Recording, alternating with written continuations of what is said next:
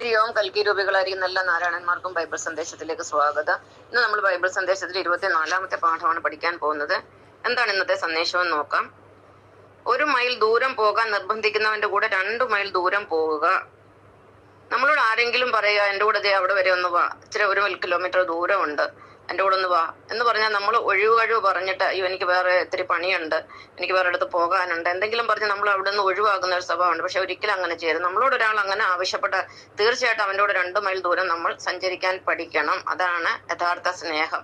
അപ്പൊ ഒരു വിഷ്ണു അവതാരം, യേശുക്രിസ്തു എന്ന് പറഞ്ഞാൽ വിഷ്ണുവാണ്, പിതാവാണ്, സാത്വികനാണ്, സാത്വികമായ അവതാരമാണ്. ഒരു സാത്വികമായ ഒരു അവതാരത്തിൽ വിഷ്ണു അവതാരത്തിന്റെ ഏറ്റവും വലിയ സവിശേഷത എന്ന് പറഞ്ഞാൽ സ്നേഹമാണ്, പ്രേമമാണ്. അതാണ് ശ്രീകൃഷ്ണ ഭഗവാൻ കാണിച്ച പ്രേമം. പക്ഷെ ശ്രീകൃഷ്ണ ഭഗവാനെ കുറിച്ച് ആളുകൾ പലതും മോശമായിട്ട് പറയുന്നുണ്ട്. ഉദാഹരണത്തിന് ശ്രീകൃഷ്ണ ഭഗവാൻ ഗോപികമാരുമായിട്ട് രാസലീല നടത്തിയത്. എന്താണ്, ശ്രീകൃഷ്ണ ഭഗവാൻ വെറും 12 വയസ്സേ ഉള്ളൂ ഗോകുലത്തിൽ താമസിക്കുന്നത്. ആ സമയത്താണ് രാധയെ കാണുന്നതും പിന്നെ അവിടുത്തെ ഗോപസ്ത്രീകളുടെ ചേല കട്ടുകൊണ്ട് പോകുന്നതും അവരോട് രാസലീല ആടുന്നതും. അതെന്ന് ചെറിയൊരു ബാലനാണ്, ഒരു കൊച്ചു കുട്ടിയാണ് അന്ന് ഭഗവാൻ. 12ാമത്തെ വയസ്സിലാണ് മധുരയ്ക്ക് പോകുന്നു, കംസനെ കൊല്ലുന്നു. പക്ഷെ ആളുകളൊക്കെ എന്തെല്ലാം മോശമായിട്ട് പറഞ്ഞു. കാരണം അവർക്ക് ആത്മജ്ഞാനമില്ല, അവർക്ക് തത്വം അറിയില്ല, അവർക്ക് സത്യം അറിയില്ല. ഇനി അതൊന്നും പറഞ്ഞിട്ട് കാര്യം, നമുക്ക് അവരെ അതിനെ തിരുത്താനും പറ്റില്ല.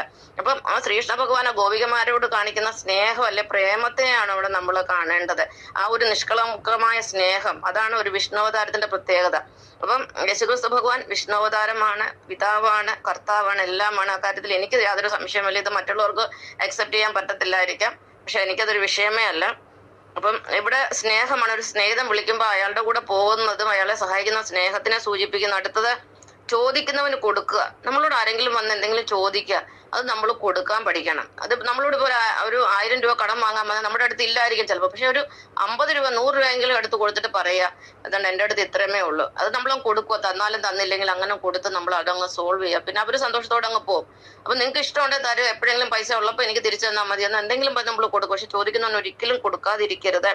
അത് തന്നെയാണ് വായ്പ വാങ്ങാൻ വരുന്നവരിൽ നിന്ന് ഒഴിഞ്ഞു മാറരുതെന്ന് കർത്താവ് പറഞ്ഞിരിക്കുന്നത്. നമ്മളോട് ആരെങ്കിലും വായ്പ വാങ്ങാൻ വന്നു കഴിഞ്ഞാൽ നമ്മൾ ഒഴിഞ്ഞു മാറുക. എന്നോട് പല സാധനങ്ങളും ആൾക്കാർ ചോദിച്ചിട്ടുണ്ട്. ഒരിക്കലും നാട്ടിൽ നിന്ന് ഒരു പുതിയ സാരി വാങ്ങിച്ചുകൊണ്ട് വന്നാൽ സത്യം പറഞ്ഞാൽ എൻ്റെ ഒരു കസിൻ എനിക്ക് ഗിഫ്റ്റ് തന്നതാണ്. ഞാൻ ഇവിടെ കൊണ്ടുവന്ന് 1 പ്രാവശ്യം കൊടുത്തുള്ളൂ. എൻ്റെ അടുത്ത വീട്ടിലെ ഒരു മറാഠി സ്ത്രീയാണ്. അവരെന്നോട് പറഞ്ഞു, ടീച്ചറിന്റെ ഈ സാരി കാണാൻ നല്ല രസമാണ്, എനിക്ക് ഭയങ്കര ഇഷ്ടമായി, ഇത് എനിക്ക് ഇങ്ങനെ തരാമെന്ന് പറഞ്ഞു.